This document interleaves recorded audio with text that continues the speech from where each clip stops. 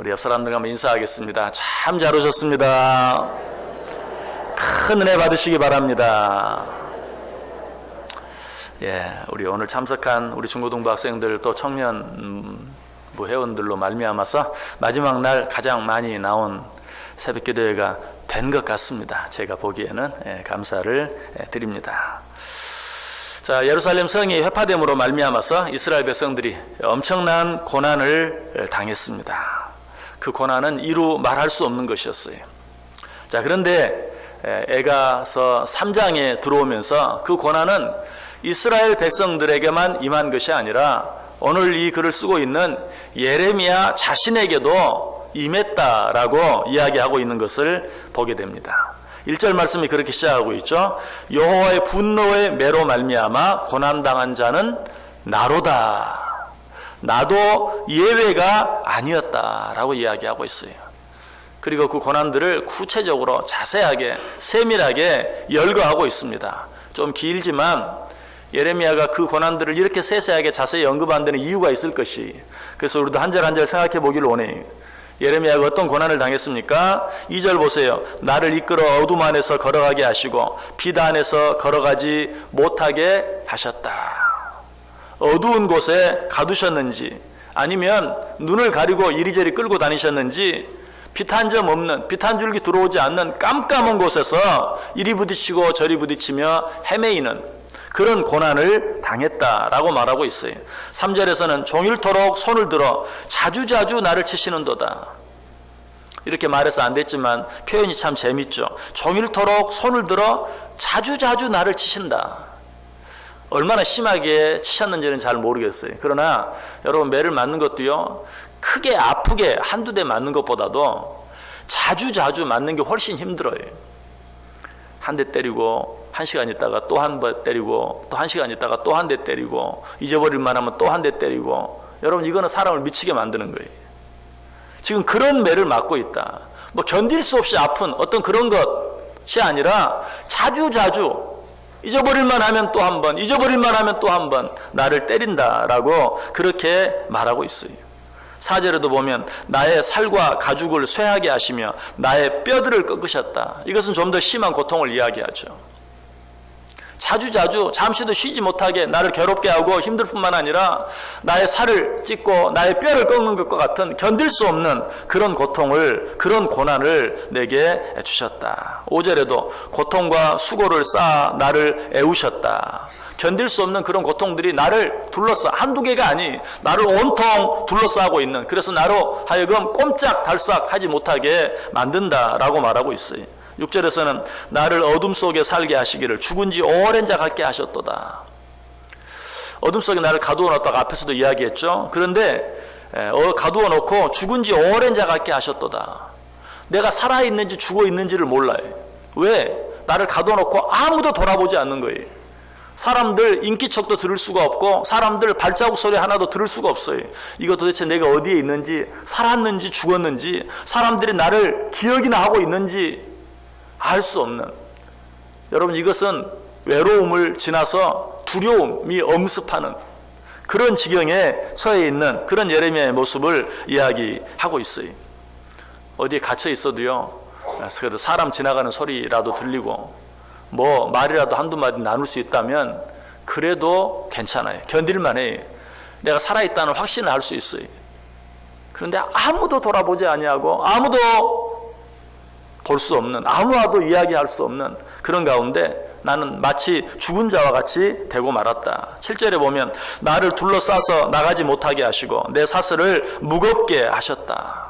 어두움 속에 가두어 놓았을 뿐만 아니라 쇠사슬로 손발까지 완전히 묶어서 꼼짝달싹 하지 못하게 만들었다. 8절에 내가 부르짖어 도움을 구하나 내 기도를 물리치시며, 너무 두렵고 너무 힘들어서 부르짖고 기도해보지만 그것조차도 들어주지 않는 것처럼, 또 그 소리를 듣는 자도 아무도 없는, 나 좀 도와달라고 소리솔리 질러보지만 아무런 대답도 없는 그런 가운데 처해 있다. 9절에서는 다듬은 돌을 쌓아 내 길들을 막으사 내 길들을 굽게 하셨다. 다듬은 돌로 쌓아 내 길들을 막았다. 여러분, 이제 돌무더기로 담을 쌓아 놓으면 어때요? 여러분이 힘써 밀면 넘어질 수 있어요. 제주도에 가면 그저 돌로 밭에도 다 담들을 쌓아 놓았죠. 그런 담은 뭐 쉽게 무너지진 않습니다. 여러분이 생각하는 것처럼 그렇게 쉽게 무너지진 않지만 그래도 힘을 내서 밀면 무너뜨릴 수 있을지 몰라요. 그러나 다듬은 돌로 쌓아놓은 담은 어떻습니까? 절대 무너뜨리지 못해요. 이건 마치 성벽을 쌓아놓은 것 같죠. 돌을 잘 다듬어서 쌓아놓은 이 담은 절대 무너지지 않아요. 그런데 다듬은 돌을 쌓아 내 길들을 막았다. 도무지 내 힘으로는 헤쳐나갈 수 없도록 내 길을 완전히 막았다. 그리고 내 길들을 굽게 하셨다라고 이야기하고 있어요. 10절과 11절에 그는 내게 대하여 엎드려 기다리는 곰과 은밀한 곳에 있는 사자 같으사 나의 길들을 치우치게 하시며 내 몸을 찢으시며 나를 적망하게 하셨도다. 설명이 필요 없죠. 12절 13절 활을 당겨 나를 화살의 관역으로 삼으시며 화살통의 화살들로 내 허리를 맞추셨도다. 온 몸에 화살을 쏘아대므로 온 몸이 그냥 화살밭이 되는 그런 고통을 내가 당하고 있다. 14절에 나는 내 모든 백성에게 조롱거리 곧 종일토록 그들의 노랫거리가 되었도다. 여러분 사람이 어떤 고통을 당해도요 옆에서 얼마나 힘들까, 얼마나 아픕니까, 얼마나 고통스럽습니까, 누가 한마디만 해주면 그래도 견딜 수 있어요. 그런데 그런 말을 해주기는커녕 어때요? 그런 고난을 당하는 자기를 조롱거리로 삼고 노래를 부른다. 아주 구경거리로 삼는 것이. 여러분 이럴 때는 어때요? 내가 당하는 고난도 견디기가 어렵지만 그 사람들의 비웃음과 조롱을 견디기가 더 어려운 것이. 15절에 보면 나를 쓴 것들로 배불리시고 쑥으로 취하게 하셨으며, 쓴 것들로 배불리시고 쑥으로. 당구신화 얘기를 해서 좀 그렇지만 당구신화에 그런 얘기가 나오죠. 곰과 호랑이가 사람이 되고 싶어서 쑥과 마늘을 먹었는데 호랑이는 그것을 견디지 못하고 뛰쳐나오고 곰은 끝까지 먹어서 사람이 되었다. 자, 그런데 사람이 되게 해달라고 사정하는 그들에게 그러면 쑥과 마늘을 먹어라. 3-7일 동안 먹어라. 그렇게 말해도 쑥과 마늘만 먹는 그 쓴 쑥, 여러분 뭐 맛있는 쑥국을 생각하시면 안 되죠.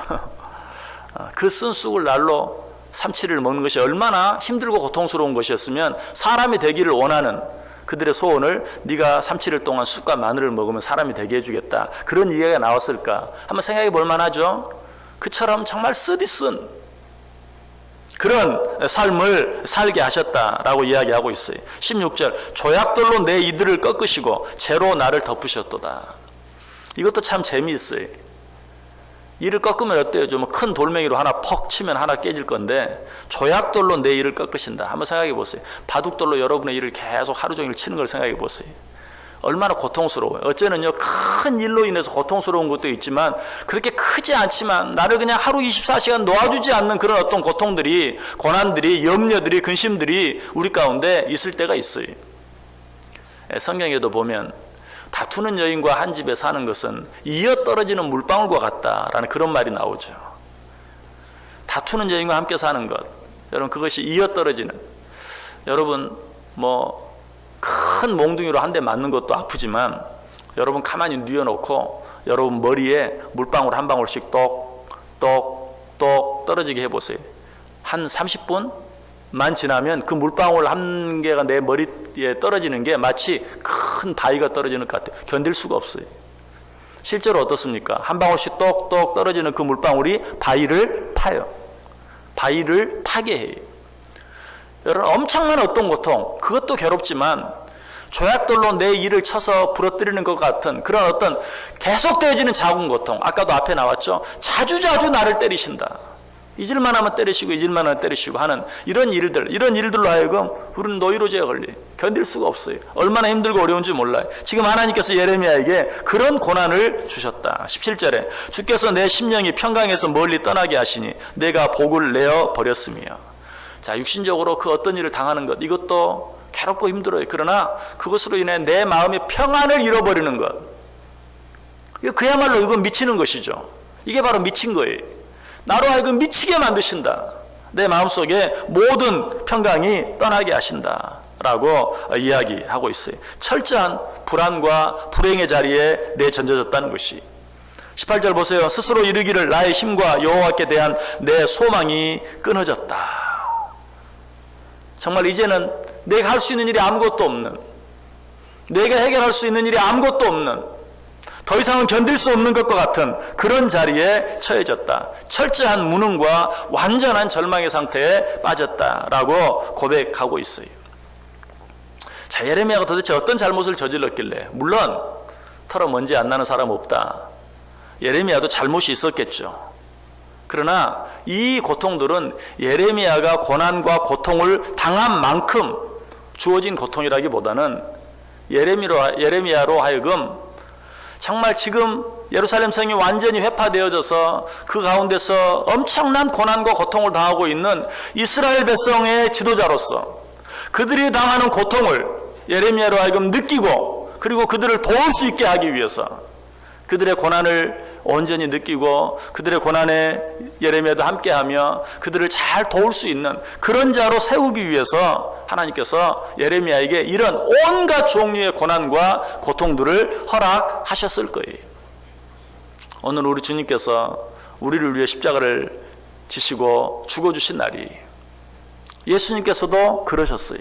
우리를 위해 이 땅에 오셔서 온갖 우리 인간이 당할 수 있는 모든, 그리고 인간이 당할 수 있는 최고의 고통, 고난을 당하셨어요. 왜 그렇게 하셨다고 이야기합니까? 히브리서 4장 15절 16절 보면 우리에게 있는 대사장은 우리의 연약함을 동정하지 못하실 리가 아니요 모든 일에 우리와 똑같이 시험을 받으시니로되 죄는 없으시니라. 그러므로 우리는 긍휼하심을 받고 때를 따라 돕는 은혜를 얻기 위하여 은혜의 보좌 앞에 담대히 나아갈 것이니라. 예수님께서 우리 인간들이 당하는 그런 모든 고난을 똑같이 당하셨다. 뿐만 아니라 우리 인간이 이 땅에서 당할 수 있는 최고의 고난을, 당시 최고의 형벌이었던 십자가의 고난을 당하셨다. 왜 그렇게 하셨다고요? 때를 따라 돕기 위해서. 우리 인간이 당하는 그 수많은 고난과 고통들, 그 고난이 어떤 고통이든지 어떤 종류의 고통이든지 때를 따라 능히 도우시기 위해서.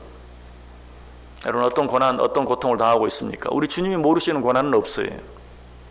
우리 주님이 당해보지 않으신 고난은 없어요. 우리 주님께서 도와주지 못하실 고난은 없어요.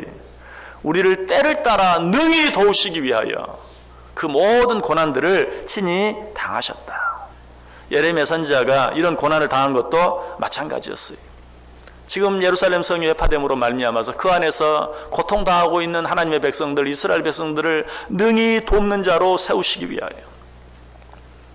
여러분, 고난은 우리의 힘이 돼요. 고난은 우리로 하여금 모든 자들을 능히 도울 수 있을 만큼 성장하게 하고 성숙하게 하는 능력이 되는 것이. 여러분에게 어떤 고난이 있습니까? 특별히 이유 없는 고난이 있다고 생각하십니까? 그러면 오히려 더 감사하세요.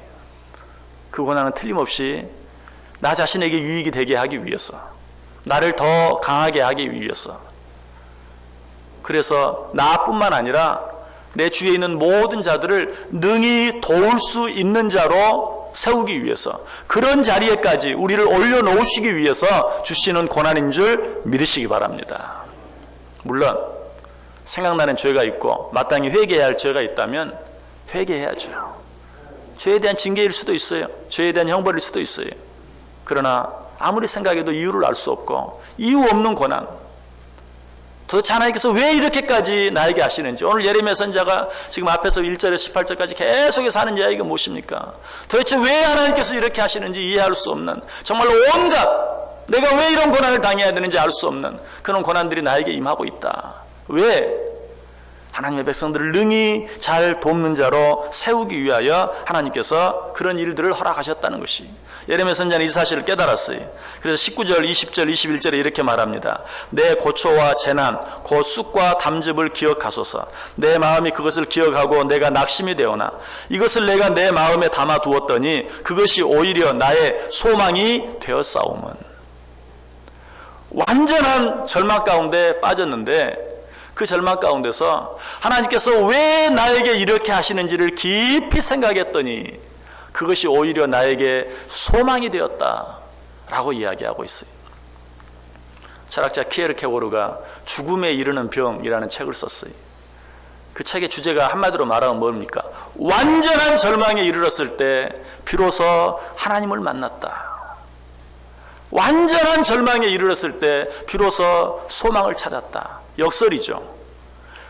완전한 절망에 떨어졌을 때 비로소 소망을 발견했다는 것이, 비로소 하나님을 만났다는 것이, 비로소 하나님 앞에 단독자로 서게 되었다는 것이.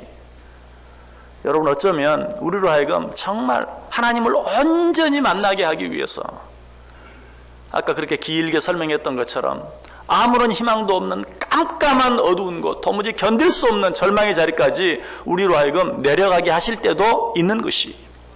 예레미야 선지자도 그 사실을 이해하지 못했어요. 그러나 완전한 절망에 이르름으로 말미암아 도대체 하나님이 왜 이렇게 하실까 중심에 깊이 생각했을 때 비로소 하나님을 만나게 되고 하나님의 뜻을 깨닫게 되고 그것이 나에게 소망이 되었다라고 예레미야는 고백하고 있는 것을 보게 돼요. 여러분, 여러분에게 어떤 고난이 있든지 그것 때문에 실망하지 마시길 바랍니다. 그것 때문에 낙심하지 마시길 바랍니다. 깊이 생각하시길 바랍니다. 깊이 묵상하시길 바랍니다. 왜 우리가 고난주간을 보내고 있습니까? 주님의 고난을 깊이 묵상하기 위해서. 여러분, 그것은 단순히 주님의 고난만이 아니라 혹시라도 내게 어떤 고난이 있다면 하나님이 왜 나에게 그런 고난을 주셨는지 그 고난을 깊이 묵상하기 위하여 우리가 이 시간을 가지고 있는 것이, 그 고난을 깊이 묵상할 때 어때요? 그 고난이 오히려 나에게 소망이 된다. 어떤 소망입니까? 22절 23절 보세요. 여호와의 인자와 긍휼이 무궁하심으로 우리가 진멸되지 아니함이니이다. 이것들이 아침마다 새로우니 주의 성실하심이 크시도소이다. 예레미야 선지자가 깨달은 소망이 어떤 것이었습니까? 정말 그 극심한 어려움과 고통을 통해서 오히려 어때요? 평상시에는 깨닫지 못했던 여호와의 인자와 긍휼이 무궁하시다는 사실을 깨닫게 되었어요. 그리고 그 엄청난 견딜 수 없는 죽을 것 같은 고난을 당하면서 그가 깨달은 것이 있어요. 그것 때문에 죽지 않더라는 것이, 우리가 진멸되지 아니함이니이다. 이것이 아침마다 새로우니, 어제 저녁에는 정말 이제는 죽을 것 같았어요. 이제는 정말 소망이 없는 것 같았어요. 이제는 끝난 것 같았어요. 또 아침이 찾아와요. 그 하나님의 인자와 긍휼하심이 아침마다 새로우니 오히려 그 고통을 통해서 어떻게? 나를 지켜주시고 나를 붙잡고 계시는 하나님의 성실을 내가 보았나이다. 여러분, 이 새벽에 이 자리에 나와 있는 것이 하나님의 은혜인 것을 믿으십니까? 우리에게 엄청난 고난들이 있고 문제가 있지만, 그러나 그 문제들 가운데서 또 나를 지키시고 또 나와 함께 하심으로 말미암아 이 시간에 이 자리에 나와서 하나님께 찬송할 수 있는 것, 기적이라는 것이 하나님의 인자하심과 긍휼하심 때문이라는 것이, 하나님의 성실하심 때문이라는 것이. 여러분, 아침에 눈을 뜰 때마다 이 고백을 꼭 해보세요. 여호와의 인자와 긍휼이 무궁하심으로 우리가 진멸되지 아니함이니이다. 이것들이 아침마다 새로우니 주의 성실이 크도소이다. 아침에 눈을 뜨고 일어나는 것 기적입니다. 마치 죽음 가운데서 부활하는 것과 같은 기적이. 그때마다 여러분 하나님께 감사하고 찬송하세요. 간밤에 나를 지켜주시사. 정말 나에게 많은 죄들이 있고 허물이 있고 잘못이 있지만, 또 어제까지만 해도 엄청난 고통과 고난들이 있었지만, 아니 그 고통과 고난이 지금도 계속되고 있지만 주님께서 또 한 번 내게 새로운 하루를 허락하시고 이날 주님과 함께 살아갈 수 있도록 은혜를 주셨군요. 감사하고 찬송해 보세요. 지금 예레미야 그렇게 하고 있어요. 완전한 절망에 빠졌지만 생각해보고 생각해보니 그 모든 것들이 오히려 내게 소망이 되고 오히려 내게 은혜가 되고 오히려 내게 축복이 됩니다 라고 고백하고 있는 것이. 여러분, 그렇다고 해서 고난과 슬픔과 절망이 저절로 소망이 된 것은 아니에요. 자, 지난주 금요일 금요 가족 부흥회 때 말씀을 드렸어요. 우리에게 있는 문제가, 우리가 가지고 있는 무언가 부족함이, 우리가 가지고 있는 어떤 연약함이 오히려 우리에게 기적을 체험하게 한다. 실제로 그래요. 문제가 없는데 어떻게 기적이 일어납니까? 아무 문제가 없는데 어떤 기적이 일어날 수 있습니까? 기적은 문제가 있을 때 일어나는 거예요. 아무것도 부족한 것이 없는데 무슨 기적이 일어나고 무슨 기적이 필요합니까? 기적이 일어나지 않아요. 내가 연약함이 없는데 무슨 기적이 일어날 수 있어요? 성경에 나타난 모든 기적은 문제 속에서, 부족함 속에서, 연약함 속에서 일어났어요. 포도주가 떨어졌을 때 물로 포도주를 만드는 기적이 일어났어요. 먹을 것이 없을 때 만나와 메추라기로 먹여주시는 기적이 일어났고 오병 이어의 기적이 일어났어요. 마실 물이 없을 때 반석에서 생수가 솟아나는 기적이 일어났어요. 앞에는 홍해가 가로막고 뒤에는 외국 군대가 쫓아올 때 앞으로도 갈 수 없고 뒤로도 물러날 수 없는 때 홍해가 갈라지는 기적이 일어났어요. 문제 속에서 기적이 일어나요. 부족함과 연약함 속에서 기적이 일어나요.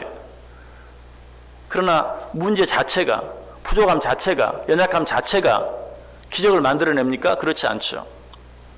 물이 포도주가 떨어졌을 때 물로 포도주를 만드는 기적이 일어났는데, 그 기적은 단순히 포도주가 떨어짐으로 일어난 것이 아니라 그 문제를 발견하고 그 문제를 가지고 예수님 앞에 나아갔을 때 그 문제가 변화하여 기적이 되는 것이, 고난과 슬픔도 마찬가지입니다. 그저 고난을 당하고 슬픔을 당한다고 해서 저절로 그것이 내게 은혜가 되고 축복이 되는 것이 아니라, 그 고난과 슬픔을 가지고 하나님 앞에 나아가서 부르짖을 때에, 자기의 연약함과 부족함과 고난과 슬픔과 절망을 내어놓고 간구할 때에 비로소 그것들이 바뀌어 오히려 우리에게 은혜가 되고 축복이 되어진다. 그래서 전도서 7장 14절에 말합니다. 형통한 날에는 기뻐하고 곤고한 날에는 되돌아보아라. 너희들에게 어떤 고난이 있느냐? 되돌아보아라. 오늘 예레미야가 말한 것처럼 개역성경에는 그렇게 말해요. 중심에 회상한 즉, 오늘 본문에는 뭐라고 말해요? 마음에 기억해보니, 내가 왜 이런 고난을 당하는지 깊이 생각해보고 또 생각해보니, 곤고한 날에는 되돌아보아라. 내게 고난이 있을 때, 슬픔이 있을 때 그 고난과 슬픔을 가지고 주님께 나아가라, 부르짖으라, 기도하라 라고 이야기하고 있어요. 또 예레미야가 이런 엄청난 고통과 고난 가운데 그 고난을 깊이 회상함으로 말미암아서 어떤 소망을 얻게 되었습니까? 24절 보세요. 내 심령에 이르기를 여호와는 나의 기업이시니 그러므로 내가 저를 바라리라 하더라. 여호와 하나님이 나의 기업이 되신다는 사실을 깨달았어요. 살면서 여러 가지 문제로 인해서 이것이 없어짐으로 말미암아서, 이것을 빼앗김으로 말미암아서, 이것을 얻지 못함으로 말미암아서 고통을 당하고 고난을 당했는데, 그런 여러 가지 고난들을 통해서 뭘 알았어요? 여호와 하나님이 나의 기업이라는 사실. 여호와 하나님이 내가 도무지 빼앗길 수 없는, 영원토록 나와 함께 하시는, 절대로 변하지 않는 진정한 기업이 되신다는 사실을 깨달았어요. 여러분, 이것보다 더 큰 은혜가 없어요. 여러분, 세상에 어떤 것을 아무리 여러분이 원하는 대로 부어줘도 그것은 시간이 지나면 더 이상 은혜가 되지 않고 더 이상 기쁨이 되지 않아요. 아니, 오히려 염려가 되고 짐이 될 수 있어요. 여러분이 뭘 바라시든지 우리가 깨달아야 될 것은 여호와 하나님만이 나의 진정한 기업이 되신다는 사실을 깨닫는 것, 그것보다 더 큰 은혜가 없어요. 이 사실을 깨달은 자는 아무것도 두려워할 것이 없어요. 더 이상 악한 사단 마귀도 어떻게 할 수 없어요. 건들지 못해. 여호와 하나님이 나의 기업이시다. 변하지 아니하는 영원하신 여호와 하나님이 나의 기업이 되신다 라는 사실을 깨달은 자는 이 세상에 더 이상 두려울 것이 없어요. 예레미야가 그 온갖 고난을 당함으로 말미암아 깨달은 것이 있어요. 뭐라고요? 여호와 하나님이 나의 기업이 되신다는 것. 한때는 내가 왜 이런 일을 당해야 합니까? 왜 나를 이 지경까지 만드십니까? 그러나 그 사실을 통해서 뭘 깨달았다고요? 나에게는 변하지 않는, 누구도 빼앗아갈 수 없는 여호와 하나님이 나의 기업이 되신다는 사실을 그가 깨달았다는 사실이. 여러분, 주님께서 고난당하는 이 고난을 깊이 묵상하며 보내는 이 주간에 여러분에게도 이런 은혜가 있길 원합니다. 여호와 하나님이 나의 영원한 기업이 되신다는 사실, 여호와 하나님께서 나를 영원토록 사랑하신다는 사실, 나를 위해 하나밖에 없는 아들 예수 그리스도를 내어주신 이가 영원토록 나를 버리지 아니하신다는 사실, 영원토록 나와 함께 하신다는 사실, 이 사실을 다시 한번 깨닫는 복된 시간 되시길 바랍니다. 여러분, 이런 자들은 어떻게 살아야 합니까? 이 사실을 믿는 자들 어떻게 살아야 합니까? 예레미야가 이 사실을 깨닫고 우리들에게 어떻게 권면합니까? 25절 26절 보세요. 무릇 기다리는 자에게나 구하는 영혼에게 여호와께서 선을 베푸시는도다. 사람이 여호와의 구원을 바라고 잠잠히 기다림이 좋도다.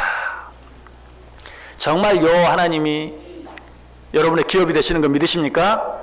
그 하나님이 정말 변하지 않는, 그 하나님이 정말 영원토록 여러분과 함께 하시는 거 믿으십니까? 그러면 우리는 어떻게 살아야 돼요? 무릇 기다리는 자에게나 구하는 영혼에게 그 하나님의 은혜를 기다리며 살아야 돼요. 그 하나님께 우리의 모든 것들을 내어놓고 구하며 살아야 돼요.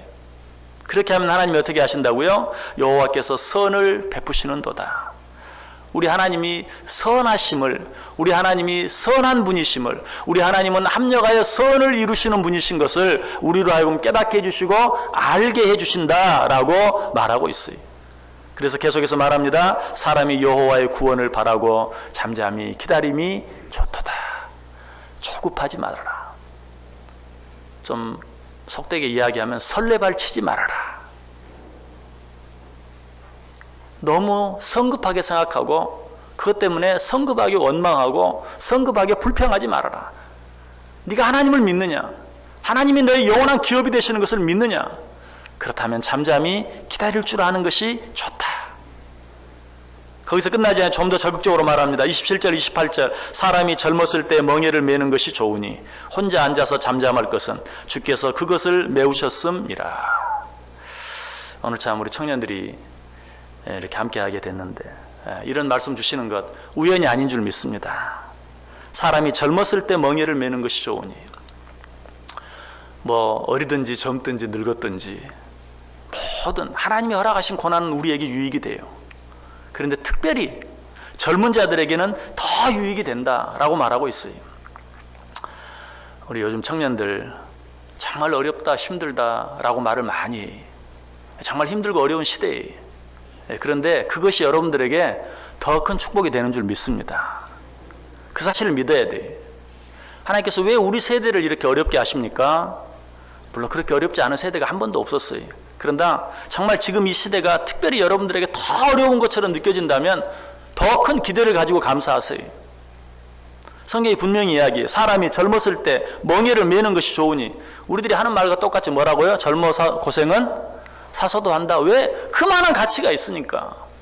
하나님께서 하신 말씀이 사람이 젊었을 때 멍에를 메는 것이 좋으니 혼자 앉아서 잠잠할 것은 그것 때문에 원망하고 불평하고 왜 이렇게 힘들게 하시냐고 묻지 말고 잠잠할 것은 주께서 그것을 메우셨습니다. 하나님께서 그렇게 하게 하셨다는 것이, 하나님께서 그렇게 만드셨다는 것이, 하나님께서 하신 일에는 절대로 후회함이 없어요.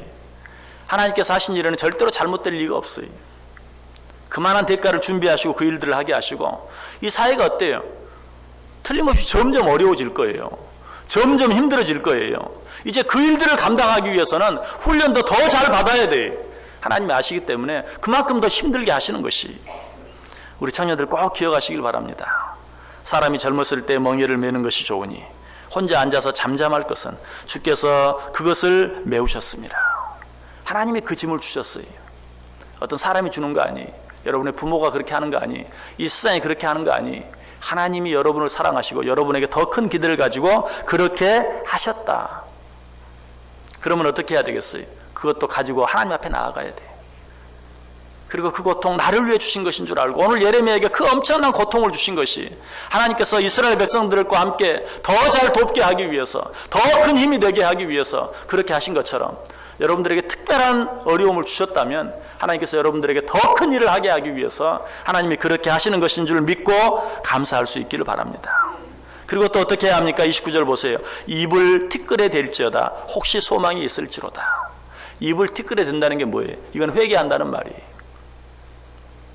혹시 내가 회개할 것은 없는지, 혹시 내가 고쳐야 될 것은 없는지, 혹시 내가 이 시간에 새롭게 바꿔야 할 것은 없는지 생각하라. 입을 티끌에 댈지어다. 그러면 소망이 있을 것이다. 그 어렵고 힘든 일들이, 그 어렵고 힘든 시간들이 절망의 시간이 아니라 소망의 시간이 될 것이다. 입을 티끌에 대라. 너 자신을 하나님 앞에 내어놓고 너 자신을 정말 진실하게 돌아보며 회개하라. 우리 중고등부 학생들, 청년들 특별히 기억하세요. 너무 힘들다, 어렵다라는 생각이 들면 내가 하나님 앞에 혹시라도 회개할 일은 없는지 한번 돌아보는 시간을 갖는다면 그 모든 것들이 정말 은혜가 되고 축복이 된다라고 이야기하고 있어요. 이런 하나님의 놀라운 뜻을 바라보며 예레미야가 내린 결론은 무엇입니까? 자, 32절 33절 같이 읽습니다. 32절 33절 시작. 저가 비록 근심케 하시나 그 풍부한 자비대로 긍휼히 여기실 것임이라. 주께서 인생으로 고생하게 하심이 본심이 아니시로다. 아멘. 비록 근심케 하시나 그 풍부한 자비대로 긍휼히 여기실 것임이라. 믿으십니까? 여러분 잠시 잠깐 근심하게 할 수 있어요. 그러나 그것과는 비교할 수 없는 풍부한 자비하심, 긍휼하심으로 여러분에게 갚아 주실 것입니다. 주님께서 인생으로 고생하게 하심이 본심이 아니시로다. 얼마나 솔직한 말씀이. 주님께서도 우리로 하여금 근심하게 하시며 고통당하게 하시며 편치 않으세요. 주님의 마음, 하나님의 마음이 더 아파요. 어떤 일을 위해서 부모가 자녀로 하여금 더 힘들게 한다면 누가 더 힘들겠어요? 부모의 마음이 더 힘들어요. 주님께서, 하나님께서 지금 그 마음을 이야기하고 있어요. 너희로 하여금 너희 인생으로 고생하게 하심이 본심이 아니시로다. 그것 자체가 하나님의 본심이 아니다. 하나님께서는 그것으로 말미암아 우리에게 더 큰 것을 주시기 위해서.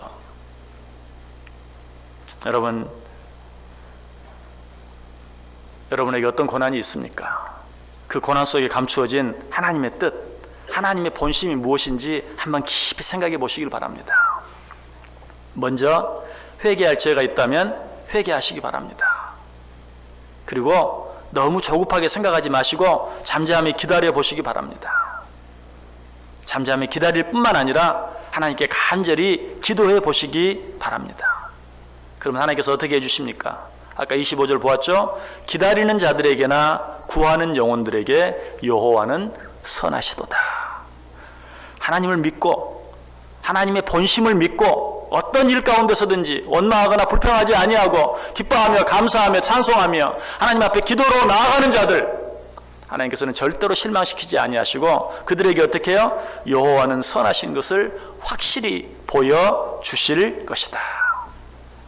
여러분, 이 고난 주간에 우리를 위해 당하신 주님의 고난을 생각하면서 하나님께서 나에게 허락하시는 고난도 함께 묵상하고 생각하며 그 가운데 감추어진 하나님의 본심을 생각하며 참고 기다리며 기도할 때 하나님께서 나를 위해 가지고 계시는 본심, 하나님의 그 놀라운 계획, 하나님의 선하심을 맛보아 알고 그 선하심을 누리며 살아가는 저 여러분들 다 될 수 있기를 주님의 이름으로 간절히 축원합니다. 기도하겠습니다. 하나님 감사합니다. 고난 주간을 주시고 이 고난 주간에 주님께서 우리를 위해 당하신 고난 뿐만 아니라 하나님께서 우리에게 왜 이런 고난들을 주시는지 생각해 보게 하시고 돌아보게 하시니 감사합니다. 그 모든 일들 속에 감추어진 하나님의 본심을 깨닫게 하여 주옵소서. 나를 힘들게 하고 고생하게 하고 고난당하게 하시는 것 자체가 하나님의 본심이 아니요, 그 일을 통하여 하나님께서 나를 더 강하게 하시고 하나님께서 나로 하여금 더 큰 일을 감당하게 하시고 하나님께서 나로 하여금 하나님께서 내게 붙인 모든 사람들을 돕게 하시고 하나님께서 원하시는 더 귀한 일들을 감당케 하신 것인 것을 깨닫게 하시고 참고 인내하게 하시고 기다리게 하시고 하나님 앞에 기도할 수 있는, 그로 인하여 우리를 향한 하나님의 그 선하심을 풍성하게 맛보고 누리며 살아가는 우리 모두 되게 해 주옵소서. 예수님의 이름으로 기도드리옵나이다. 아멘.